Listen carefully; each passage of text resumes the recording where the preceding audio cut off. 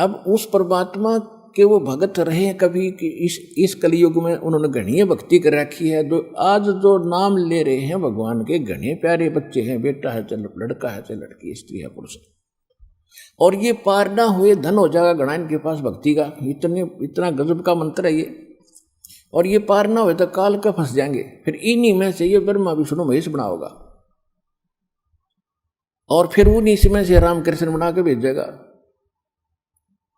अब उन पर जो आपत्ति आवेगी तब वो तो उसके बच्चे हैं जो पहले कभी उसके साथ मालिक के बच्चे थे, उसको मालूम है विष्णु डले डोलिए, तो वहां भी रक्षा वो करेगा ही करेगा, क्योंकि वो उसकी प्यारी आत्मा है। श्री कृष्ण के बस का ना था पहाड़ न उठा लो, ये तो बाद में पता लगेगा आपको। अभी तक तो आप उस रंग में रंगे हुए थे, इसलिए जो सोचा उसी ने सब कुछ कर दिया होगा। तो ये कभी डिटेल से बताते रहेंगे धीरे धीरे इनकी इसमें कितनी पावर थी।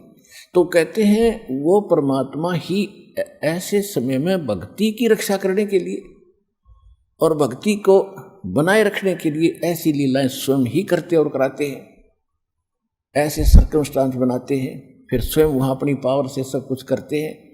तो वहाँ श्री कृष्ण जी ने जो उस उद्देश्य से वो उठाया, समझ लो आपकी बात बड़ी करके चलते हैं, श्री कृष्ण जी ने उठा लिया पहाड़। किस लिए उठाया था? कि देवी देवताओं की पूजा बंद करो, और तुम जिन गुरुओं के भ्रमित किए हुए हो, तुम देवी देवताओं की पूजा करते हुए वहाँ घूम रहे हो। कम से कम अपना इतिहास तो देख लो, उनका उद्देश्य क्या था ये काम करने का। और फिर उस तालाब में जहाँ श्री कृष्ण नहाया करते थे, स्नान किया करते थे, और फिर जहाँ वो घूमा फिरा करते थे वृंदावन के अंदर, वहाँ जाने से वहाँ भगवान के चरणों की रज पड़ी हुई है। तो भगवान के चरणों की रज के ऊपर तक हमारे जैसे हजारों घूम लिए ना, मेरा किसकी चरणों तल दबली उसकी रज होगी थोड़ी बहुत है।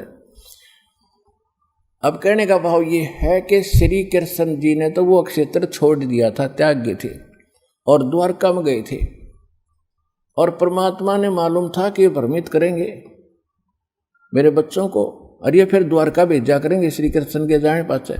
तो बाद में द्वारका डबो दी परमात्मा ने, उसकी नामो निशान मिटा दिया उसका, कि ना ये बूढ़ा धक्के खाने जाते जब यहाँ लग रहे थे। तो कहने का भाव ये है, परमात्मा जो बताना चाहते हैं कि तुम सत्य से दूर जाकर के अपने जो दंत कथा तुम्हारे गुरुओं ने सुना रखी थी उस पर तुम ध्यान भी ना देते। ये कह क्या रहे हैं